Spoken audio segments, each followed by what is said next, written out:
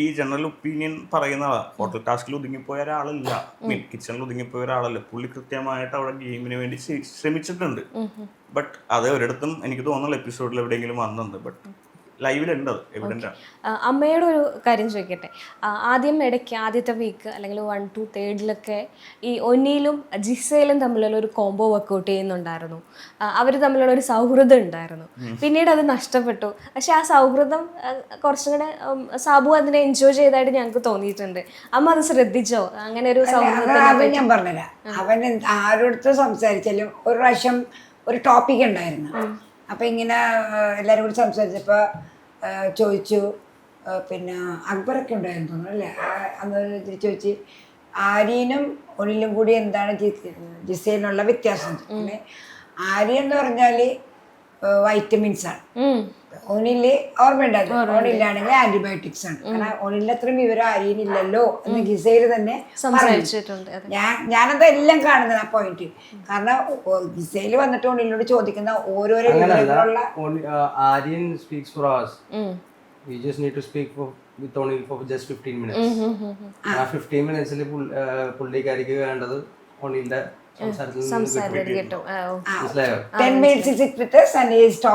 പിന്നെ ഏത് ലാംഗ്വേജിനെ കുറിച്ച് ചോദിച്ചാലും ഹിബ്രു ആയാലും അതായാലും ഏത് ലാംഗ്വേജ്.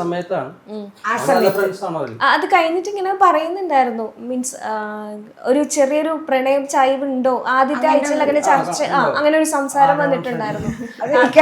ഓഡിയൻസിന്റെ കോള് നമ്മൾ എടുക്കുന്നുണ്ട്. അതെ, തീർച്ചയായിട്ടും ഞങ്ങൾ കണ്ടിട്ടുണ്ട്. അതുകൊണ്ടല്ലേ ഞങ്ങൾ ചോദിച്ചേ.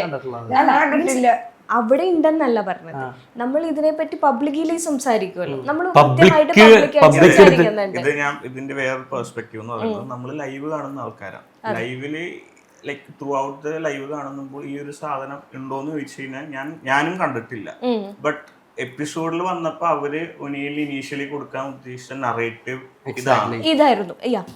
ബട്ട് ഏഷ്യാനെറ്റ് ഒനിയിലെ ചിത്രീകരിക്കാൻ വന്ന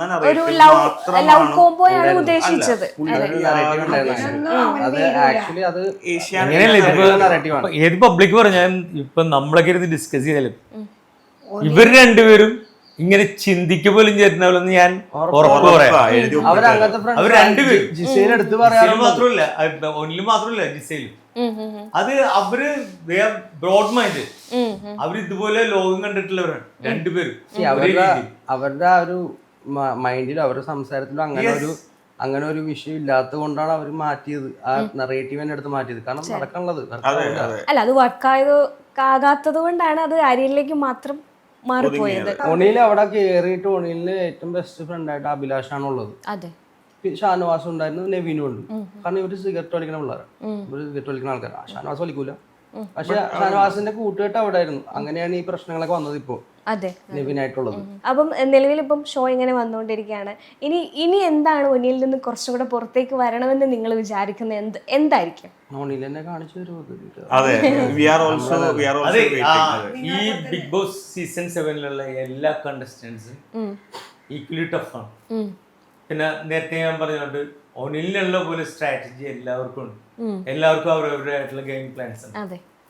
അപ്പൊ എല്ലാം കണ്ടുകൊണ്ട് എല്ലാവരും കളിക്കുന്നു. പക്ഷെ ഇതില് ഒനിയിലൊരു അഡ്വാൻറ്റേജ്, ഇപ്പൊ എന്റെ POVയിലെ അഡ്വാൻറ്റേജ് എന്ന് പറയുന്നത് എല്ലാവരുടെയും കണ്ടന്റ് ഓൾമോസ്റ്റ് ഡ്രൈ ആയി. തീർച്ചയായിട്ടും. കാര്യം അനീഷ് റിപ്പീറ്റായി, അക്ബർ റിപ്പീറ്റായി, അവിടെ ഉള്ള പല മെയിൻ ആൾക്കാരും റിപ്പീറ്റായി. Now we are starting to see big ബു, ഒനിൽ ഷാബു. ഇനി it's time for FC boy.